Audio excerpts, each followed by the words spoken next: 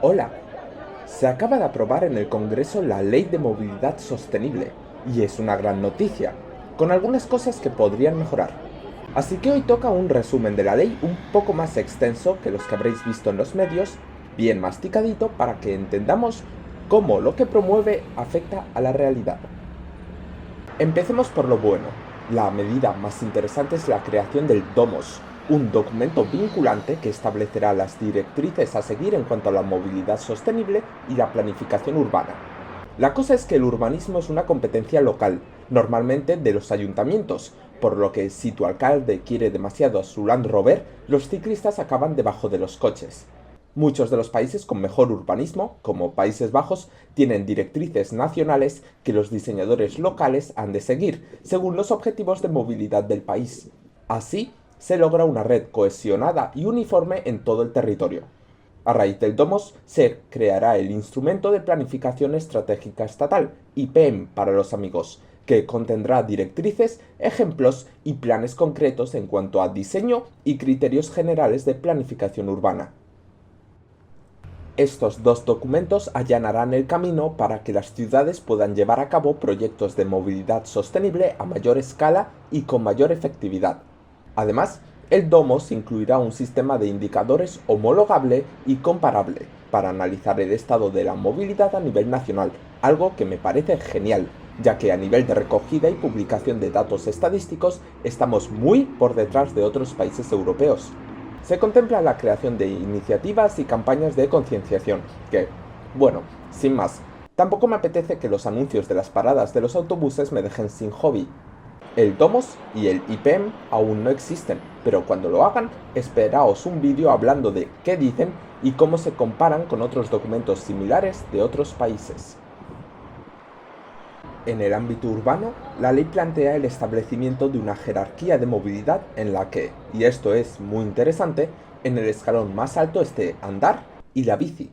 Por lo general, la bici suele ponerse por debajo del transporte público, ya que es menos eficiente. Entiendo, dado lo subdesarrolladas que están las redes de carriles y sendas bici en las ciudades españolas y el cada vez mayor uso del transporte público, que se plantee una transición que mueva gente tanto del coche como del transporte público a la bici, para descongestionar ambas redes, aunque esta es simplemente una hipótesis de por qué se ha hecho así.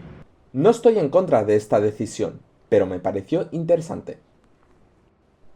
Debajo está el transporte público, obviamente, la movilidad de alta ocupación, que en cristiano es coches con más de una persona en ellos, y por último el vehículo motorizado privado, con prioridad para los coches eléctricos e híbridos. La jerarquía se traduce en el fomento de un diseño urbano más centrado en tener en cuenta a la vía pública como un espacio donde se vive y donde se está, en lugar de un espacio por donde se pasa. Esto es genial, y es la base para crear una buena ciudad. Las cañerías para coches serán todo lo eficientes que queramos, pero generan zonas de exclusión donde la gente, con razón, no le gusta caminar o sentarse a tomar algo. Y los lugares que crean ciudades son aquellos donde la gente quiere estar, y estos no pueden estar relegados solo a los centros históricos. Para llevar a cabo este objetivo, la ley plantea un reparto más equitativo del espacio para acabar con las aceras de medio metro de ancho o el aparcamiento en cada metro cuadrado del espacio libre, la generalización del calmado del tráfico, que me hace muy feliz, ya que soy un gran fan de esta serie de técnicas para frenar a los coches y creo que hacen falta más y mejores, la creación de una red completa y segura para bicis y vehículos de movilidad personal que sea, y cito, segura, cómoda, fácilmente accesible, adecuadamente señalizada y balizada, permeable en el resto de vías, interconectada con los nodos tractores de movilidad y con unas características técnicas mínimas homogéneas. Esto debería de significar mejoras en el trazado y los tipos de carriles bici, mayor ancho, intersecciones protegidas y, lo más relevante en el caso de esta ley, homogénea. Madrid tiene hasta 3 colores para sus carriles bici, usa distintos tipos de semáforos para muchos de ellos y la señalización es pobre y poco clara, por lo que cambios que permitan establecer un mismo diseño a nivel nacional, como se hace en Países Bajos con el color de los carriles bici o las señales, ayudarán a la gente a circular y orientarse dentro y fuera de su ciudad. También se habla específicamente de la creación de redes de carriles bici interurbanas que conecten municipios. Estas, en Países Bajos, las llaman autopistas ciclistas y son geniales, sobre todo en conurbaciones, ya que permiten hacer viajes más largos y complicados con seguridad y tranquilidad, y ofrecen a los ciclistas recreativos una forma de salir al campo a ir en bici sin tener que coger el coche hasta el comienzo de la ruta.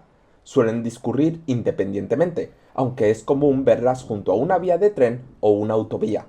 Crear redes así facilitaría muchísimo la movilidad en ciudades como Madrid, cuyo modelo de periferia se basa en barrios aislados los unos de los otros y separados por campo y autovías.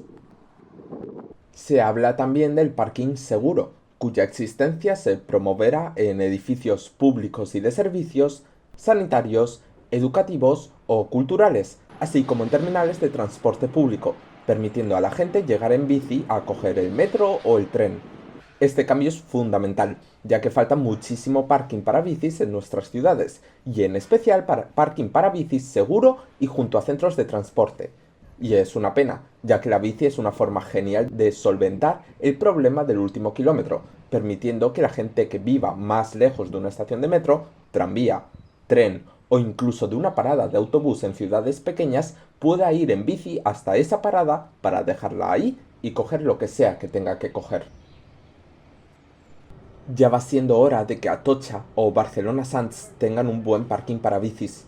La ley, dentro de un plan nacional de impulso al uso de la bicicleta, promoverá su uso para el transporte de mercancías, especialmente en entornos urbanos donde carteros, repartidores o jardineros puedan hacer trayectos cortos de forma rápida y segura en bici, en lugar de obligar a los carteros a moverse en autobús o en furgonetas innecesariamente grandes.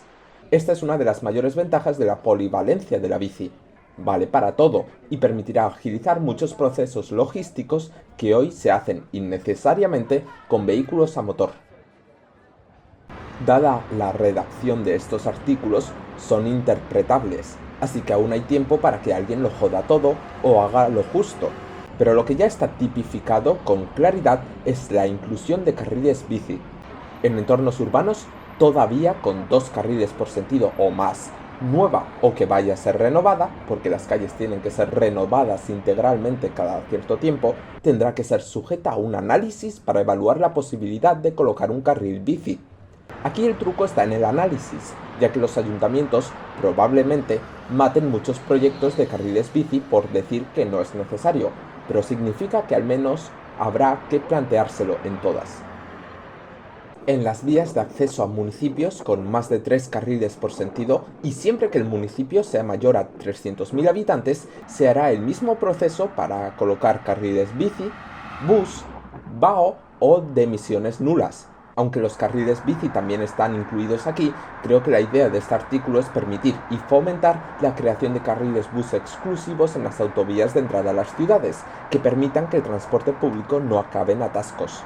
Me preocupa el añadido de los vehículos de emisiones nulas, que podrían fomentar la creación de carriles para coches eléctricos, que considero un error, ya que, si bien contaminan menos, no solucionan ninguno de los otros problemas que, de por sí, tienen los coches. En cuanto a urbanismo, la ley menciona directamente promover el uso mixto, que en cristiano es bloques de viviendas con comercios en la planta baja. Estos, que en los centros de las ciudades son lo normal, apenas existen en las periferias o en los barrios más nuevos, alargando artificialmente las distancias que la gente tiene que recorrer para llegar a su supermercado, peluquería, ferretería o frutería más cercana, y generando una situación de dependencia del coche. Una vez más, esto carece de sustancia o desarrollo, por lo que habrá que esperar para ver cómo se promueven este tipo de desarrollos, que suelen interesarle menos a las promotoras. Vamos a salir del apartado urbano, porque la ley habla mucho de trenes. Específicamente se promueve la coordinación tanto física como horaria de los servicios, para facilitar las conexiones. Esto, espero por favor, signifique la armonización horaria. Si un tren desde León llega a Palencia a las 9 de la mañana, que el tren a Santander salga a las 9:15 en lugar de las 10, para que una persona que haga ese recorrido no pierda 1 hora de su vida sentada en una estación sin hacer nada, haciendo además que tarde menos en coche. Esto es especialmente importante para los viajes en los que el transbordo es importante, como poner un tren desde Madrid a Barcelona que llegue a Sants antes de que salga el único tren que hay al día entre Barcelona y Lyon, facilitando salir de la península en tren. La armonización también sirve para que un tren desde Cabezón del Pisuerga llegue a Valladolid unos minutos antes de que salga un Avant a Madrid y salga unos minutos después de que llegue otro, permitiendo a una persona vivir en Cabezón y trabajar en Madrid o en Segovia, reduciendo en parte el proceso de despoblación gracias a opciones de movilidad que permitan que sea viable vivir en los pueblos. Claro, para que esto sea verdaderamente efectivo, hace falta agilizar los transbordos, eliminando los controles en la alta velocidad y hacer más accesible el servicio, eliminando las reservas de asiento obligatorias de Avant, media distancia y regionales. La ley no dice nada sobre eso, pero es un comienzo. Sobre trenes, especialmente regionales, la ley establece un marco normativo sobre el que articular los servicios de transporte considerados de interés general. Estos ya existían antes, y son todos aquellos servicios que, por no ser rentables o no querer ser prestados por ninguna compañía, reciben subvenciones porque se considera que son necesarios. De interés general se consideran la inmensa mayoría de los servicios regionales, de media distancia y Avant.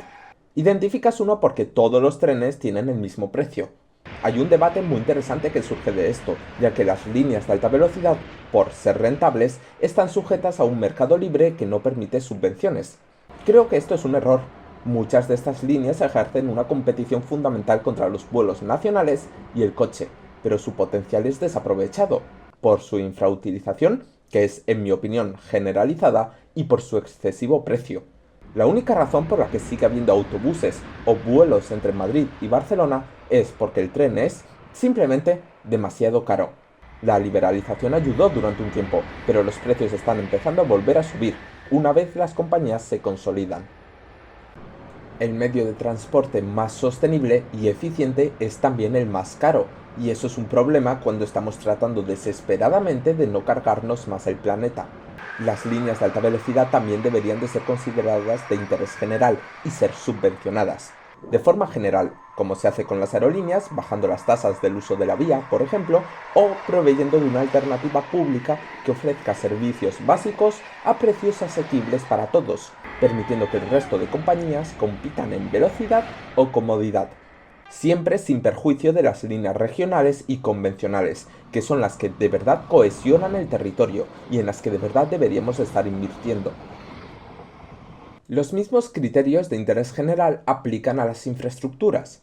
Muchísimos proyectos de ferrocarriles, especialmente convencionales, se rechazan por no ser rentables, por lo que considerarlos de interés general ayudará a hacerlos realidad. Me cuesta creer que España construya nunca más algo que no sea a alta velocidad, porque queda mucho sin conectar por alta velocidad, porque la alta velocidad española nos da una cantidad impresionante de buena prensa internacional y porque la obsesión con la alta velocidad hace que todo lo demás sea visto como una opción inferior y con desprecio. Y es una pena. Hay muchas líneas convencionales que, con la electrificación, la transición al ancho internacional y la ligera modificación de su trazado para aumentar las velocidades máximas a 160 de forma general, se volverían alternativas geniales a la conducción para conectar el territorio de forma realista, suponiendo las suficientes frecuencias y la variedad de los servicios, con trenes express o que hagan todas las paradas, además de ser muchísimo más baratas que la alta velocidad. Será interesante ver cómo se usa este sistema en el futuro. Los aeropuertos y los puertos también pueden ser considerados infraestructuras de interés general, lo que es lógico, ya que, para bien o para mal, son importantísimos y necesarios. Se prevé también la promoción del transporte ferroviario de mercancías. Más del 90% de las mercancías en España se transportan por carretera, lo cual es una locura, especialmente cuando tenemos en cuenta que el método más eficaz, escalable y fiable es el tren. Tenemos demasiados pocos trenes de mercancías y en muchos casos son demasiado cortos. Hay que ponerse las pilas de forma seria en este asunto para sacar camiones de las carreteras y mejorar la sostenibilidad del sistema. Ojo a esto, la ley prevé y permite la realización de un estudio que examine la viabilidad de la inclusión de peajes en parte de la red de carreteras del Estado, para poder financiar así el mantenimiento de las carreteras. Esto acabaría, si llega a hacerse realidad, con las injustas ventajas que los conductores tienen. Literalmente, quien contamina paga. Quien se mueve en tren, metro o autobús paga por ese servicio, incluyendo los impuestos asociados, en infraestructuras que normalmente gestiona una empresa privada con contrato público. Pero quien se mueve en coche disfruta de una infraestructura completamente gratuita y de construcción y gestión pública, que se le otorga por el simple hecho de ir en un coche. Esta subvención artificial al medio de transporte más ineficiente y contaminante no tiene sentido, y me alegra que se haya dado el paso para cambiar esto, y conseguir así más dinero para financiar el transporte público y el mantenimiento de la infraestructura. Para que esto se lleve a cabo hace falta, y cito textualmente, consenso social y político, y de esto no hay mucho últimamente, así que, por desgracia, lo más probable es que esto acabe en papel mojado. A los coches también les afectará la reforma de las etiquetas de emisiones. Ya era hora. Es increíble que haya subs de gasolina que tengan etiquetas eco o cero y que puedan pasarse las zonas de bajas emisiones por el forro. No se especifica cómo se reformarán las etiquetas, pero como sugerencia, tener en cuenta el peso del vehículo para no solo contar con la contaminación producida por el motor, sino también la derivada del mayor desgaste de las ruedas y el firme, derivada de un mayor peso, penalizará a los sub y las pick-up, que contaminan más y son más peligrosos, beneficiando a coches que, independientemente de su motor, sean más pequeños y eficientes. La ley obliga a las administraciones públicas a publicar datos estadísticos sobre el uso de las distintas infraestructuras y medios de transporte, su sostenibilidad y su seguridad. Esto me encanta, porque hará mi trabajo mucho más fácil. Encontrar datos concretos y cifras sobre movilidad en España es bastante difícil en comparación con otros países, que son mucho más transparentes, especialmente si buscas cosas muy concretas.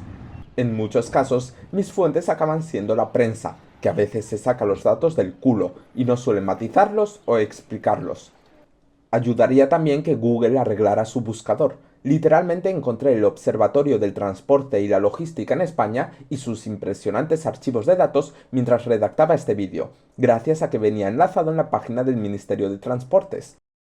Estos datos estarán todos disponibles en el Punto de Acceso Nacional del Transporte Multimodal, que tiene un nombre demasiado chulo para un archivo y que me dará mucho que leer en el metro una vez se empiecen a almacenar datos. Hablemos de lo malo, que no es mucho, pero es importante.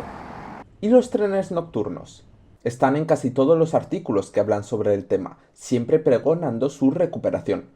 Me gustaría saber de dónde han sacado esa información. He leído la ley entera, exposición de motivos, disposiciones adicionales, anexos y todo, y no he encontrado ninguna mención explícita o implícita a los trenes nocturnos.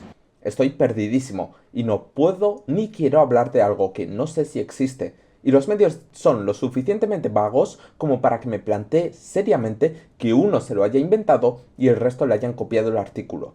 Ojalá me equivoque. Hablemos de los coches sin conductor. La tecnología de coches autónomos ha avanzado muchísimo en los últimos años, pero ni de casualidad lo suficiente como para plantearse, mucho menos favorecer su implantación en las carreteras europeas, especialmente en las carreteras y las ciudades europeas. Sin embargo, eso es justo lo que la ley hace. El problema de los coches sin conductor es, en realidad, el mismo que el de los coches normales. Ocupan demasiado espacio, necesitan demasiada infraestructura y son demasiado poco eficientes y escalables. Una tecnología de coche sin conductor podría permitir a sus propietarios ir a trabajar y luego mandar el coche a dar vueltas durante 8 horas para no pagar parking, creando tráfico artificial. Son, en definitiva, como los trenes de hidrógeno, una lenteja de agua biónica. Un invento que nos venden como la forma de solucionar todos nuestros problemas cuando, en realidad, probablemente los empeoren. La ley, sin embargo, plantea su introducción progresiva, aunque subordinándola a condiciones de seguridad, sostenibilidad y eficacia. La ley contempla la creación de una agencia para facilitar la realización de solicitudes para probar coches sin conductor en la vía pública. Esto ya era legal antes de la ley y puedes encontrar alguna prueba por Madrid, pero ahora será más fácil. La ley plantea y permite la reducción o supresión de servicios ferroviarios de cercanías, media distancia, avant o ancho métrico si las comunidades autónomas a las que sirven estos servicios presentan una alternativa que sea teóricamente mejor y que suponga menos gasto público.